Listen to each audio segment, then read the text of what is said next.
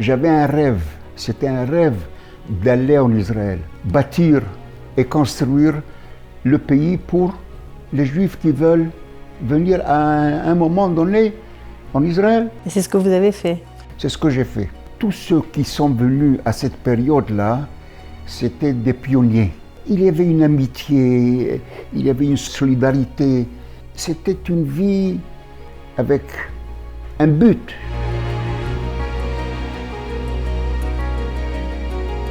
Motke Sasson, bonjour. Bonjour. Je suis ravie d'être chez vous à Tel Aviv. Voilà, vous avez 90 ans.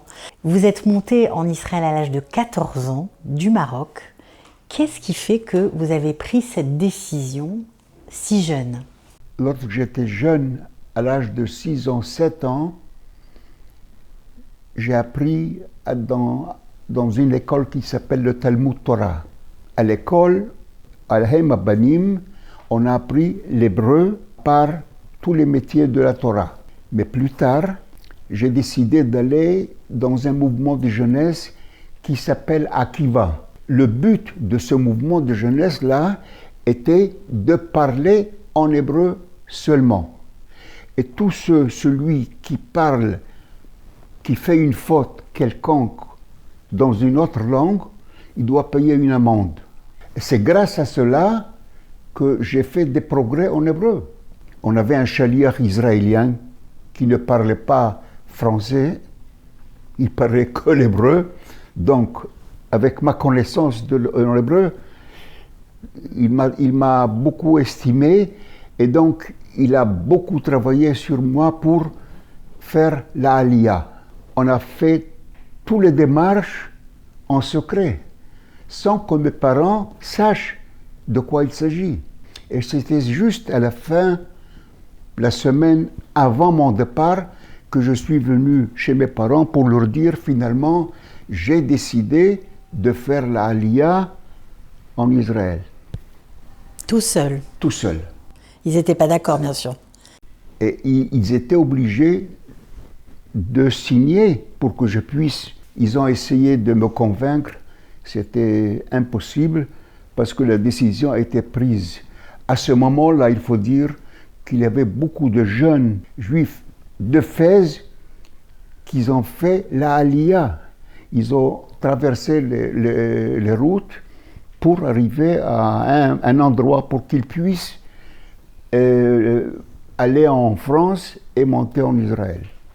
J'avais un rêve, c'était un rêve d'aller en Israël, parce que je me rappelle bien, lorsqu'Israël a déclaré l'indépendance, il y avait toute la communauté de Fès, juifs de Fès, qui sont sortis dans les rues fêter. Je me rappelle de ce moment-là, et j'ai rêvé de venir en Israël, bâtir et construire le pays pour les Juifs qui veulent venir à un moment donné en Israël. Et c'est ce que vous avez fait?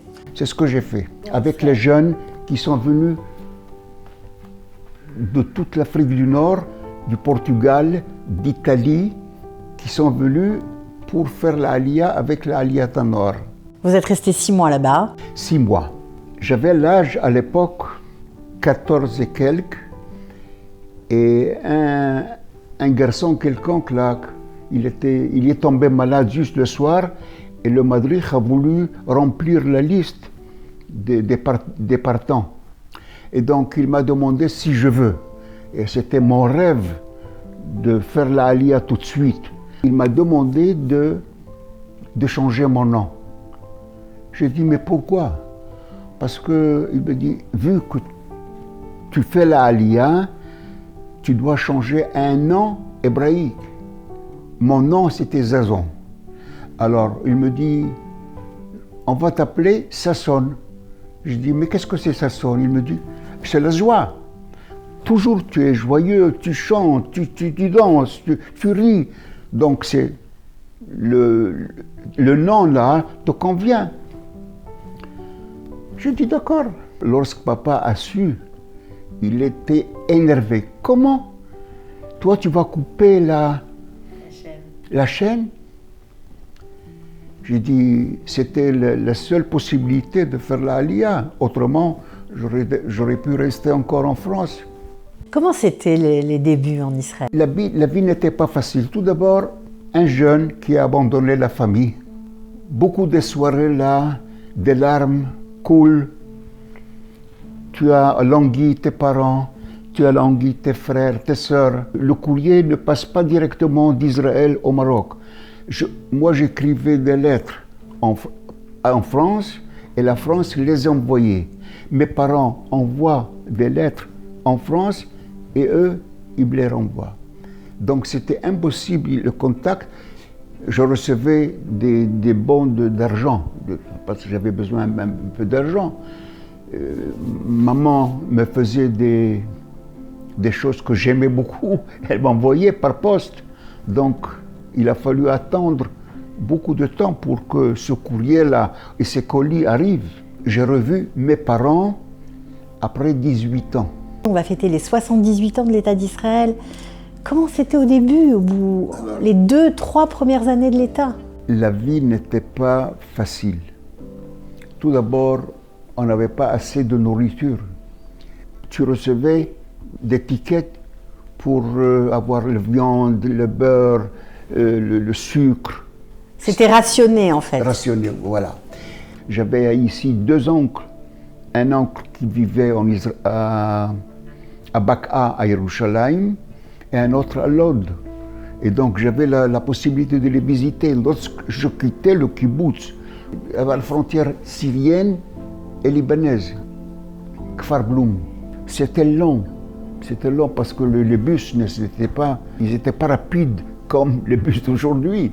Donc ça prenait du temps. Lorsque moi j'ai vécu au kibbutzim, j'ai vécu au début à Kfar Bloum, et lorsque j'étais à l'armée, j'ai vécu à Kibbutz Yiftach. Tout d'abord, j'étais le responsable de l'eau pour le kibbutz. Chatalnou. Vous avez planté Tapuchim. C'était dur parce qu'il y avait des rochers. Les pommes du nord et de Ramat Golan, ils sont extra, ils sont des meilleurs. C'est grâce à vous. Oui, alors. C'est vrai. Quelle était l'ambiance à l'époque? Tous ceux qui sont venus à cette période-là, c'était des pionniers. Voilà. L'atmosphère, le moral, ce n'est pas le même moral de l'époque. Il y avait une amitié, il y avait une solidarité. C'était une vie avec un esprit, avec un but. Pour vivre en Israël, il faut une idéologie, il faut un esprit différent. Je me rappelle de la première guerre en 1956, à l'aéroport de Loud, j'ai fait un service là-bas.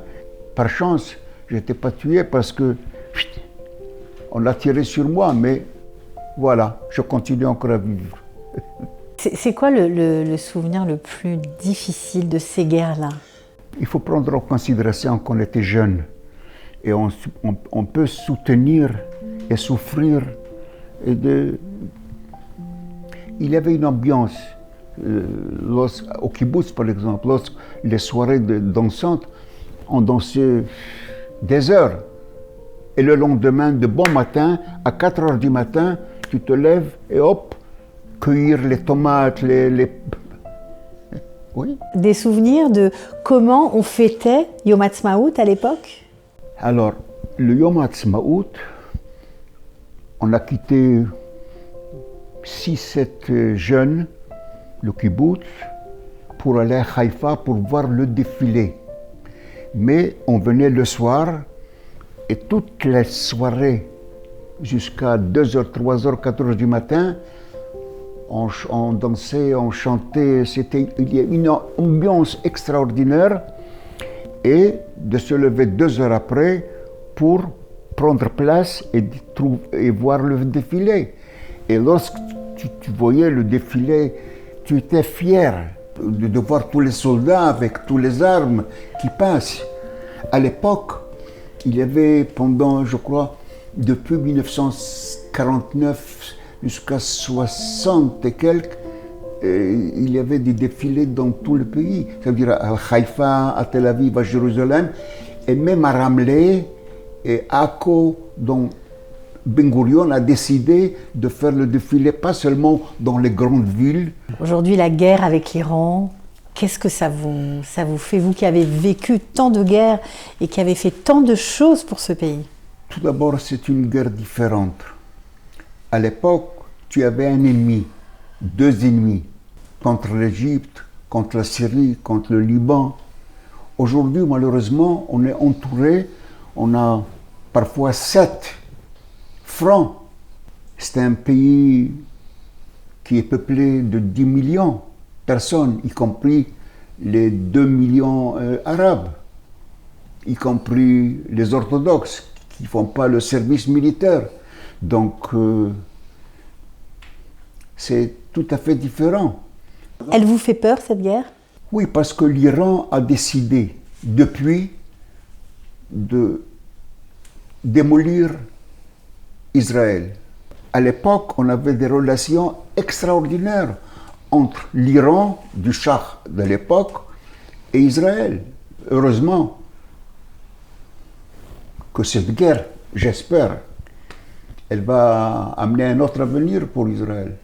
Il faut avoir l'amour, il faut se donner, il faut vouloir. Ça ne suffit pas de venir, d'habiter quelque part là.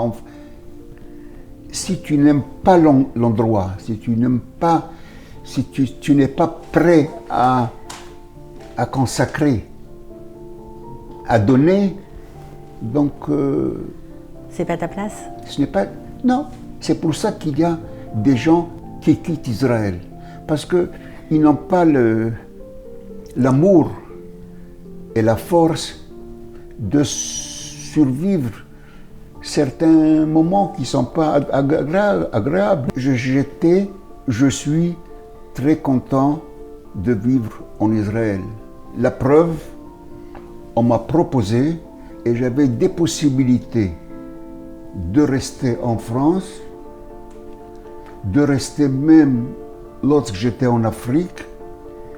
Et non, c'était toujours moi qui décidais de retourner, de quitter. Vous avez travaillé dans beaucoup de domaines. Vous avez travaillé dans l'éducation, vous avez travaillé auprès de la Histadrout, vous étiez un cadre dirigeant de la Histadrout pendant des années. Vous avez travaillé au Misrad HaBitachon. Vous avez été envoyé en Afrique. Qu'est-ce que vous avez fait en Afrique? J'étais le conseiller principal de jeunesse auprès du gouvernement de la République centrafricaine. Et j'avais, sous ma direction là, j'avais 4 experts, 2 Français et 2 Israéliens, à part moi. Et qu'on travaillait dans le domaine de la jeunesse. Il faut prendre en considération que la République centrafricaine, c'est 30 fois Israël. Lorsqu'on sortait visiter des coins là, on sortait le dimanche et on revient le jeudi soir. On ne revenait pas chaque jour. Et donc, ce n'était pas facile, c'était difficile, mais c'était agréable parce que après un moment, tu vois les résultats. Tu vois des jeunes plus éduqués, ils sont plus pour se donner pour la nation africaine. Et il faut dire la vérité que grâce à ce travail-là des experts israéliens, pas mal de pays africains ont voté pour Israël à l'ONU. Parce que le travail qu'on a fait jusqu'à maintenant, tu vois les résultats. À quel moment vous vous êtes senti faire progresser le pays? J'étais adjoint maire de Batiam, j'étais en Afrique, j'ai fait pas mal de postes, j'étais à la Histadrout, à la Vaada Mrakazet. La Vaada Mrakazet, si vous voulez, c'est le gouvernement. J'avais 123 Moatzot Poalim dans tout le pays, que j'étais responsable. Vous voyez encore les traces de votre travail? Ah oui, bien sûr. Tout d'abord, je connais tout le pays. Dans tout le pays, tu dis que ça sonne, alors partout j'ai des jeunes que j'ai touchés avec mes mains. Des centaines, des milliers de jeunes. Ils sont parfois des maires ou bien des secrétaires de la Histadrout. Ils ont des postes très importants. Et c'est ça, c'est ma fierté. Vous pensiez revoir l'antisémitisme à ce point ressurgir? C'est la jalousie envers Israël. Parce que malgré tout, Israël fleurit. Et comment on peut expliquer ça raisonnablement? Non. Les Israéliens, nous sommes les 7e dans le monde qui sont contents. Avant la France, avant Luxembourg, dis donc, malgré la guerre, malgré la situation économique, malgré la situation politique, malgré tout, la jeunesse d'aujourd'hui, elle est mieux, elle est meilleure de l'époque. Parce que vraiment, je vois mes petits-enfants. Ils ont fait récemment un travail sur Abodat Shorashim. Oui, un travail de mémoire sur les racines. Des racines.